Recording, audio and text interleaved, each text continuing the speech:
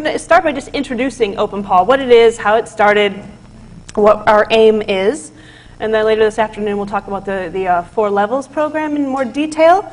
And tomorrow we'll talk about implementation and answer all your questions about how to make it happen, what works, what you're worried about, what you're concerned about working and not working.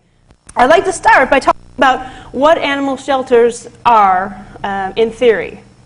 You know, many of us work with shelters, and I think we do that for the most part because we like to help animals. We want to help make a difference, right?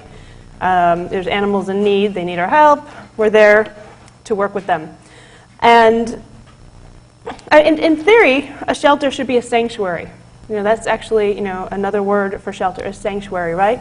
It's a place of respite, a place for animals to go in need, animals that you know, are unwanted, that are stray, lost, in some cases just no longer useful. You know, you all get the animals that are perfectly well behaved and beautiful but are 10 and just get dumped off at the shelter. You know about that.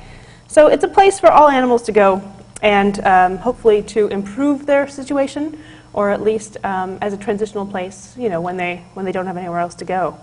A place of comfort and refuge. And in general, the fact that we have animal shelters is a sign that, you know, it's a sign of kinder and gentler times, that we didn't always have places for animals in need to go. You know, animals were seen as more disposable creatures in past centuries. So definitely the fact that shelters even exist is a sign of progress, I think, in society. So our vision. Our vision at Open Paw is basically to raise the bar for domestic animal care in shelters, as well as to help shelters serve as a model for animal care and training for the public. It really is a dual goal there. The people are a huge part of this equation, right? These are the people that are going to adopt animals, your community. You know, we always focus on the animals. That's the obvious thing, right? They're in our care, and they need care. They need daily care, and they need training. But the people need training too. People need training. Every single person who comes into your shelter, regardless of the reason that they come into the shelter, should leave more educated, better educated than when they came in, just a little bit. And we're not talking about the hard sell. You know, we're not going to, you know, bring people into an interrogation room and break them down. You know, just any little bit of information that you can give them. It's so easy to get discouraged with the people that come into shelters.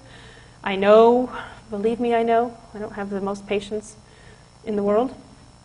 But this process, actually, of working with Open Paw helped me tremendously. I was able to focus on what we were trying to learn and what we were trying to do with the program, rather than just focusing, as I had in the past, on the person in front of me. And it sounds maybe strange, but I had a goal. I had an end goal, and it wasn't necessarily just talking to this person that was relinquishing an animal, for instance, or that was looking to adopt an animal. I was trying to devise a program that would help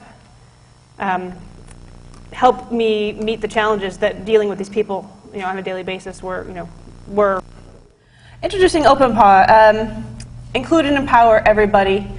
Again, this is kind of a sensitivity issue, but it's also just an issue of practicality. You are not going to succeed unless everybody's on board, really. You know, there's always going to be doubters or people that are nervous about the change.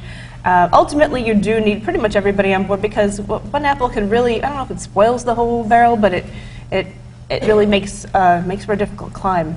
So your best bet is to make sure that everybody has some kind of duty or some kind of new role that they play, and empowering them by giving them a little bit of knowledge and an opportunity to lead in the process in any small way that you can is really kind of crucial. So, the pilot program, small amount of animals, small group of people, little corner of your shelter.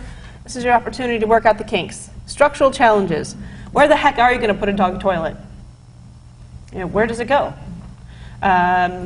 It's nice if you could have a dog toilet for each population. This is long-term thinking, but you should know about it. Healthy population has 1 toilet, at least, maybe 2, depending on how many dogs you have. The quarantine population should have their own toilet, if possible.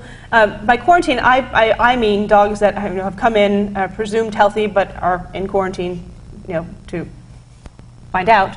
And then your isolation population. In some cases, if it's safe, you can even have a toilet area for them if they're already contaminated. That's not a blanket statement. Obviously, it depends a heck of a lot on what kind of problems your dogs are having. But a lot of dogs in isolation just have kennel cough, right?